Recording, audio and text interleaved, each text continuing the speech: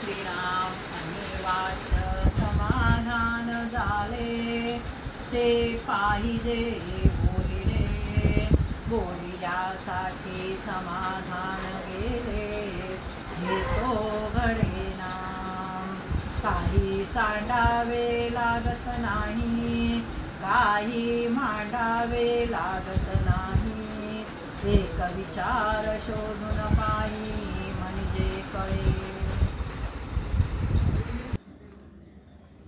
अनिर्वाच्य अनिर्वाच्य शब्द बघा अनिर्वाच्य समाधान झाले ते पाहिजे बोलिले बोलिल्यासाठी समाधान गेले तो घडीला पुढे म्हणतायत काही सांडावे लागत नाही काही मांडावे लागत नाही एक विचार शोधून पाहि म्हणजे कळे आता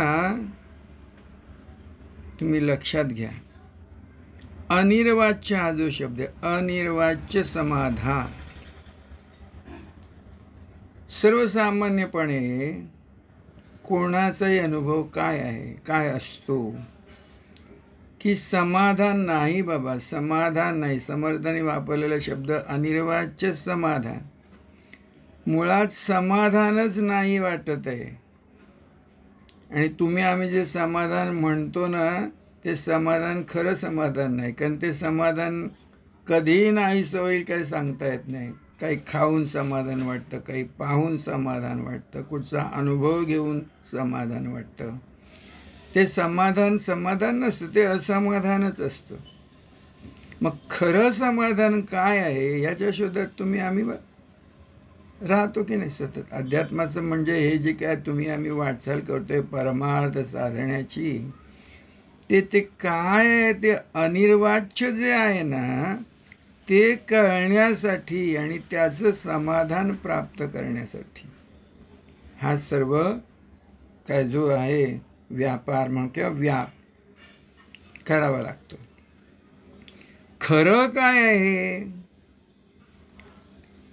संतांचं साक्षात्कारी संतांचं सांगणं हेच आहे की काही खटाटोप करायचाच नाही करायलाच नको आहे खटाटोप करायचा नसतोच खटाटोप करणं म्हणजे आणखी तुम्ही त्या तुमच्या अनिर्वाच्य समाधानापासून लांब लांब लांब लांब दूर दूर दूर दूर जाता आणि ती वाट आणखी बिकट करून टाकतं जी सोपी वाट आहे वाट नसलेली वाट आहे ती खरी कारण तुम्ही जिथे आहात तिथेच ते तुमच्या ठाईच ते समाधान आहे अनिर्वाच्य झालं व अनिर्वाच्य वाच्यता करता येत नाही असं समाधान बोलून सांगता येत नाही असं समाधान शब्दाचा उपयोग न करता उपयोग करावाच लागत नाही शब्दाच्या आधीचं आहे ना ते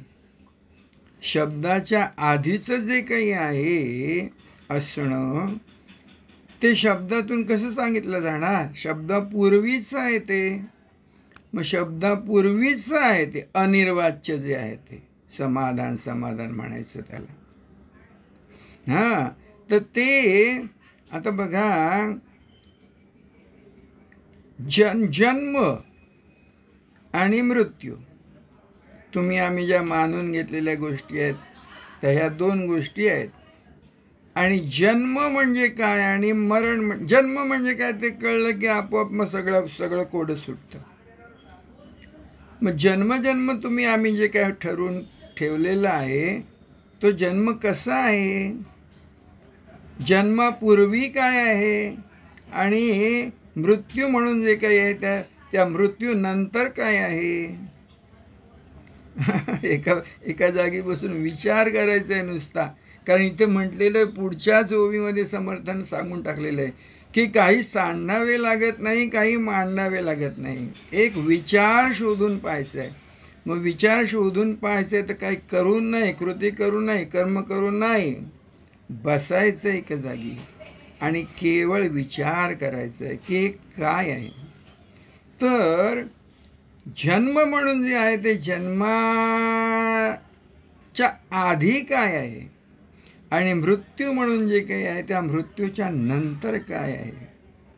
मग तुम्ही ह्या शब्दाकडे येता. हा जो समासाच्या सुरुवातीला जे काही समर्थाने शब्द वापर अनिर्वाच्य, तर जन्माच्या आधी जे आहे ते अनिर्वाच्य आहे आणि जन्म मृत्यू, मृत्यूच्या नंतर जे आहे तेही अनिर्वाच्य आहे. म्हणजे काय, एकच आहे, अनिर्वाच्य. त्याची वाच्य कोणालाही सांगता येत नाही की जन्माच्या आधी काय स्थितीगती आहे ती आणि मृत्यूच्या नंतर जी काही स्थितीगती आहे ती काय, कोणी सांगू शकतं का, नाही.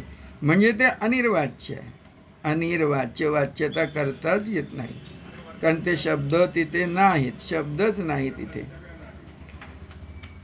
मग तुमच्या असं लक्षात येईल की जन्म म्हणून जे काही आम्ही अनुभवतो आहोत, तो जन्म म्हणून जो अनुभव आहे, जन्मानुभव, आयुष्याचा अनुभव, जीवनानुभव,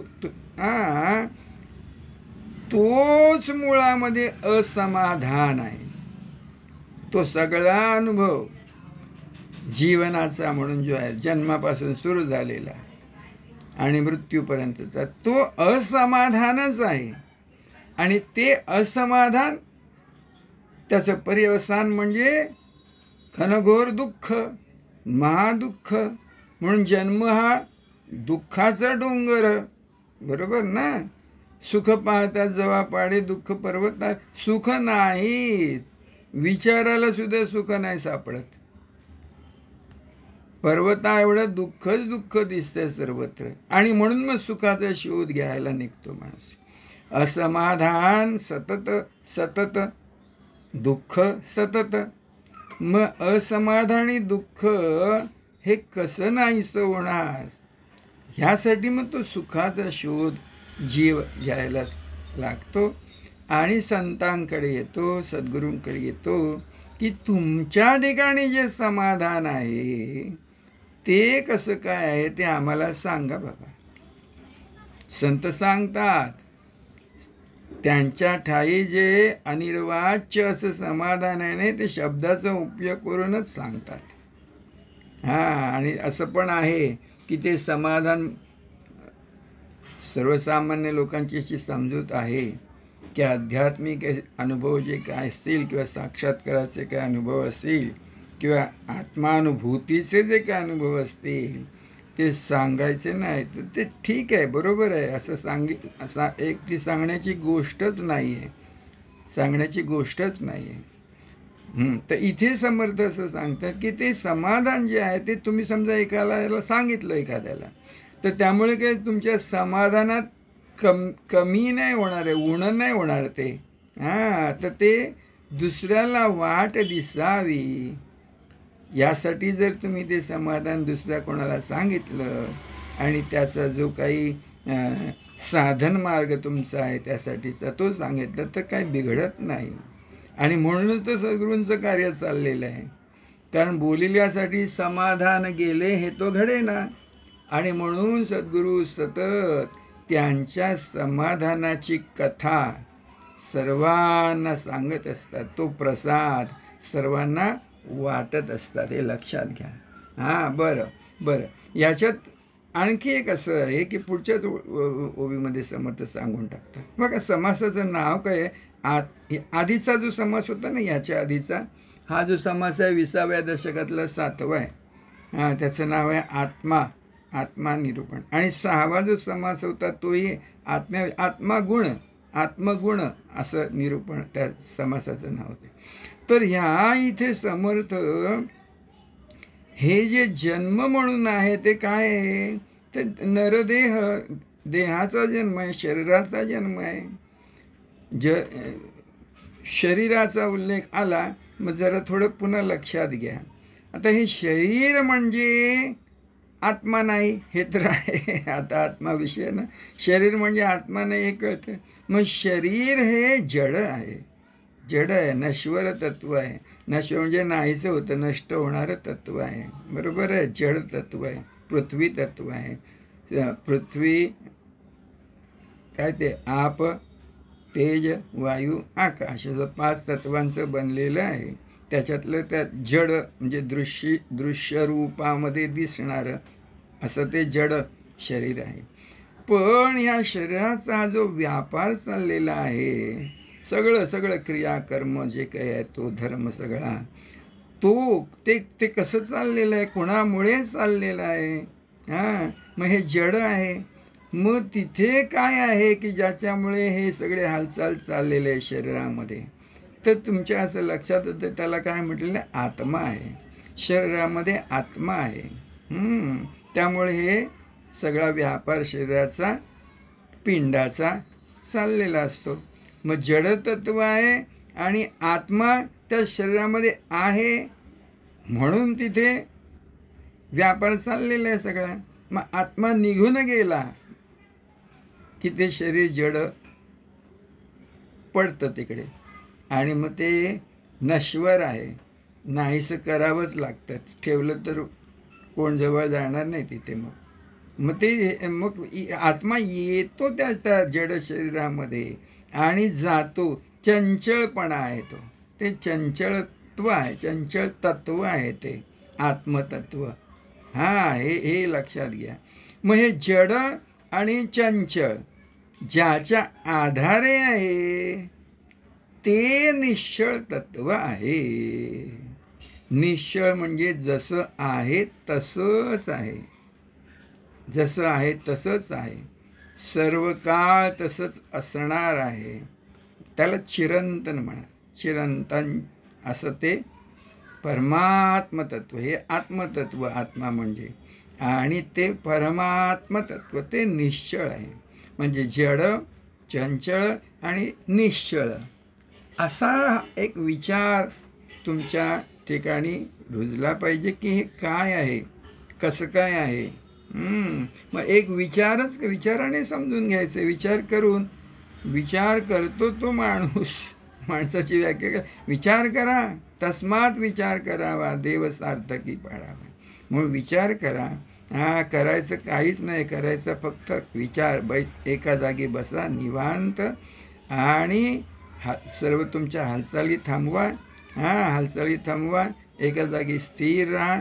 शरीर स्थिर झालं की मन आणि बुद्धी आणि चित्त जो काही त्यांचे व्यापार स्थिर होतील एका जागी बसल्यावर, आणि मग तुमचा विचार तुमच्याशी सुरू होणार. या सगळ्या काय जडसृष्टी म्हणा, नंतर चंचल सृष्टी म्हणा, सजीव सृष्टी म्हणा, किंवा हा जो निसर्गाचा म्हणून जो काही सृष्टीचा व्यापार आहे त्याबद्दलचा विचार तुम्हाला करावाच लागणार, किंवा करता येईल एका जागी बसलं. नाहीतर ह्या सगळ्या चंचळाच्या ह्याच्यात तुम्ही फिरतच राहणार आयुष्यभर म्हणून थोडा वेळ काढा, फुरसतीचा वेळ काढा आणि त्यावेळी बसा. मग ती स्थिरता येईल. स्थिरता आली की विचार तुम्हाला आपेआप तुमच्या ठाई विचाराचं ते काय म्हणा, चक्र म्हणा किंवा विचाराचे तरंग म्हणा, तुमच्या ठाई निर्माण होतील आणि तुम्ही विचार करू लागाल.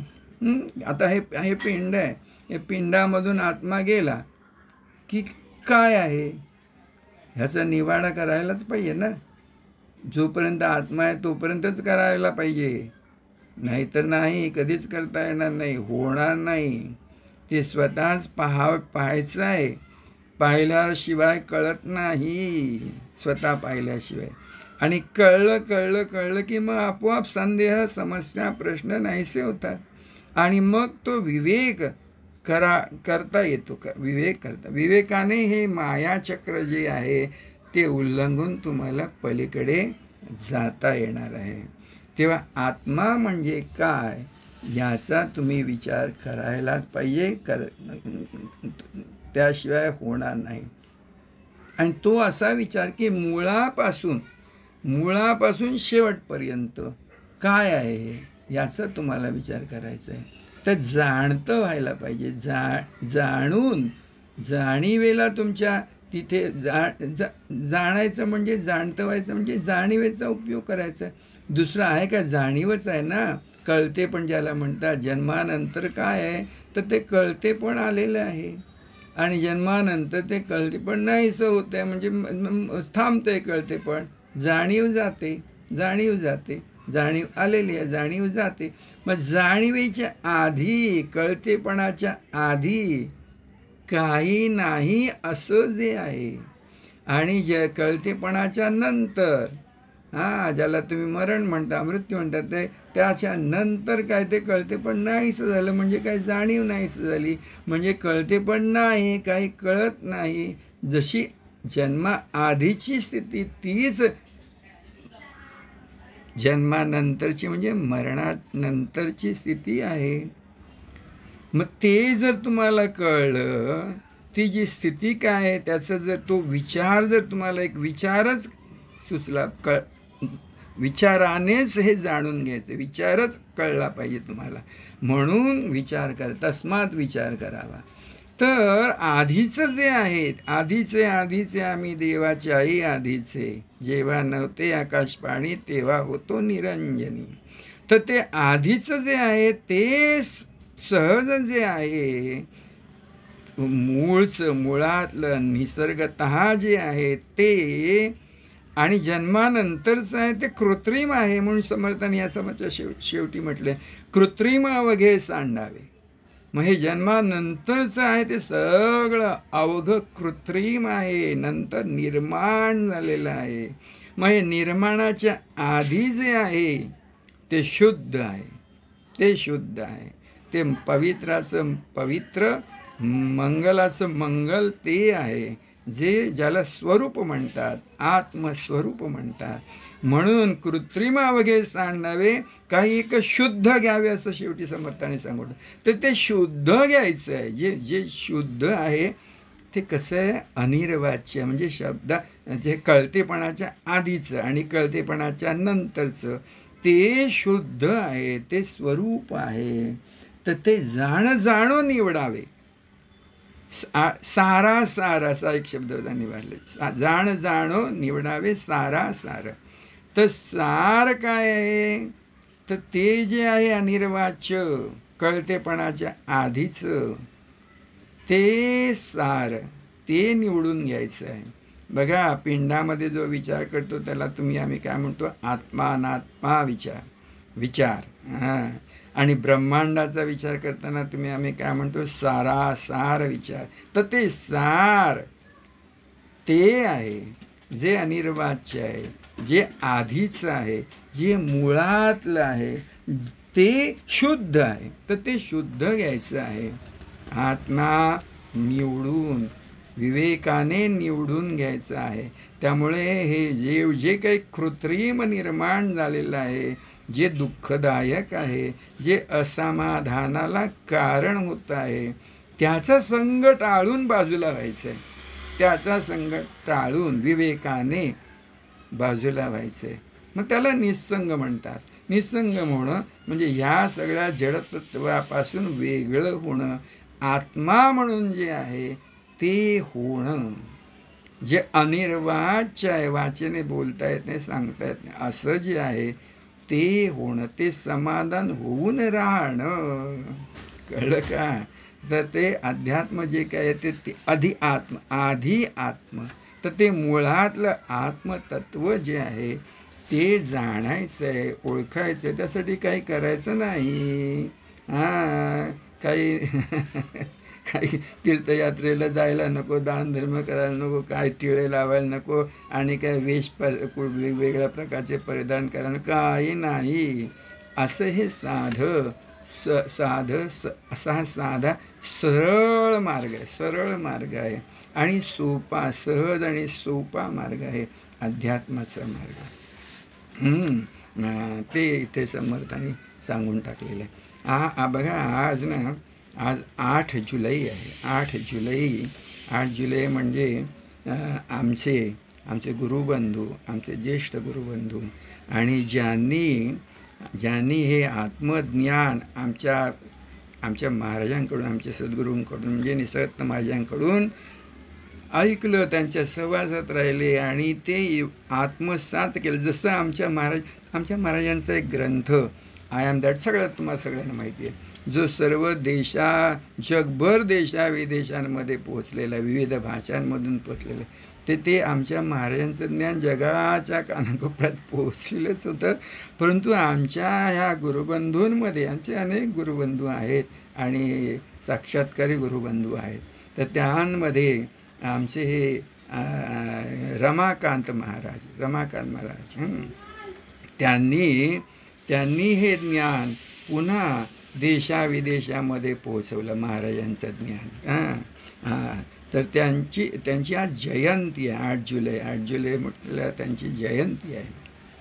तर आजच्या दिवशी त्यांचा मुद्दाम इथे उल्लेख करतो आहे. त्यांचं एक आधी बऱ्याच वर्षापूर्वी प्रकाशित झालेलं होतं इंग्रजीमधून, अल्टिमेट ट्रूथ म्हणून. त्यांचा जसं आमच्या महाराजांचा ग्रंथ आय एम दॅट, तसाच अल्टिमेट ट्रूथ हा ग्रंथ.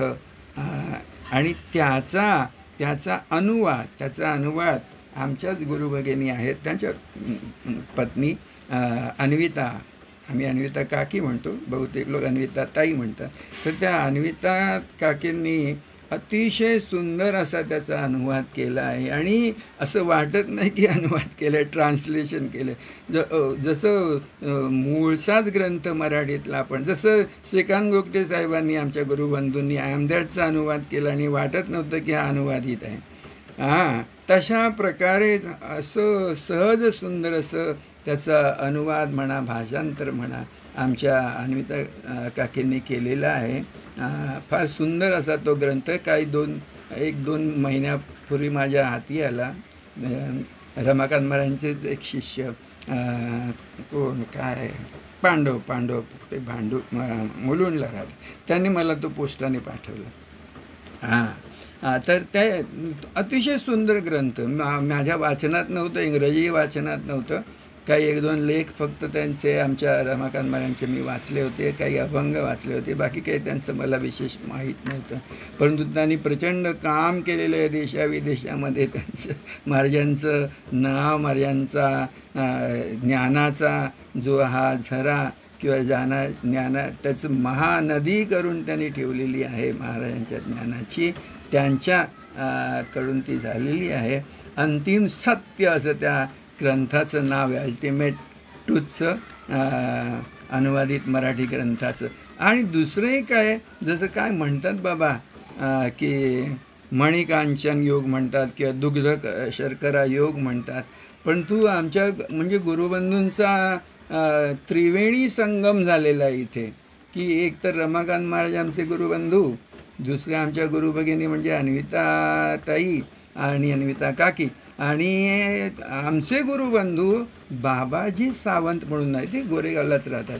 त्यांनी शांतीदास म्हणून त्यांनी रचना केलेल्या आहेत. आता इथे त्यांची प्रस्तावना, मला तर वाटतं की आणखी कोणी योग्य, आमचे आहेत गुरुबंधू अगदी योग्यतेचे, परंतु शांतीदासांपेक्षा आणखी कोणी वेगळा योग्य सुयोग्य समर्थ असा प्रस्तावनाकार ह्या ग्रंथाला दुसरा कोणी लाभला नसतं. त्यांची प्रस्तावना घेतलेली आहे आणि त्यांनी प्रस्तावना अतिशय सुंदर प्रस्तावना लिहिलेली आहे. सत्यसुंदर मंगलाचे नित्य हो आराधना असं त्यांनी म्हणून ठेवलेलं आहे त्या प्रस्तावनेच्या प्रारंभालाच.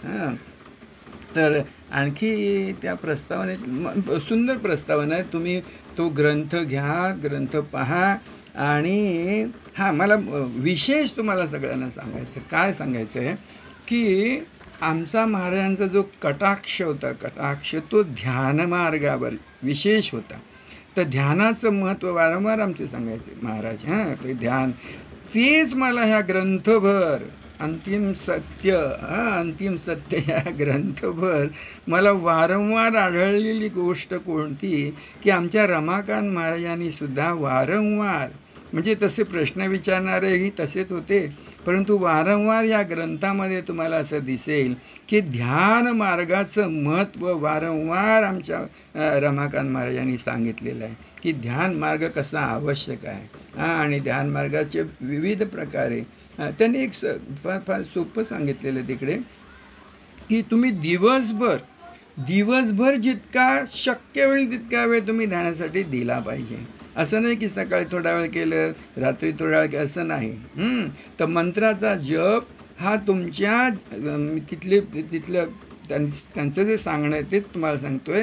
हां, तर अगदी जीवनाचा अविभाज्य भाग बनला पाहिजे तुमचा. हां, सतत म्हणजे तुम्ही काम करताना, खाताना, जेवताना, उठताना, बसताना, स्नान करताना नामाचा जप तुम्ही सतत चालू ठेवला. त्याला अहर्निश रात्रंदिवस तो जप तुमचा चालू राहिला पाहिजे.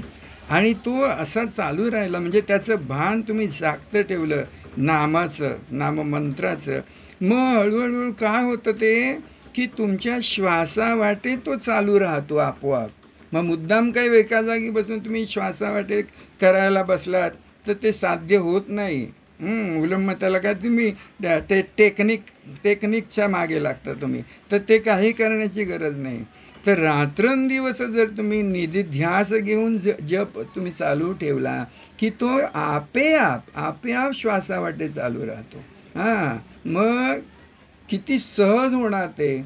आणि ते नाम एकदा का तुमचं आपोआप चालू राहिलं की नामाच्या आधीचं जे काही आहे ते आपोआप साध्य होतं.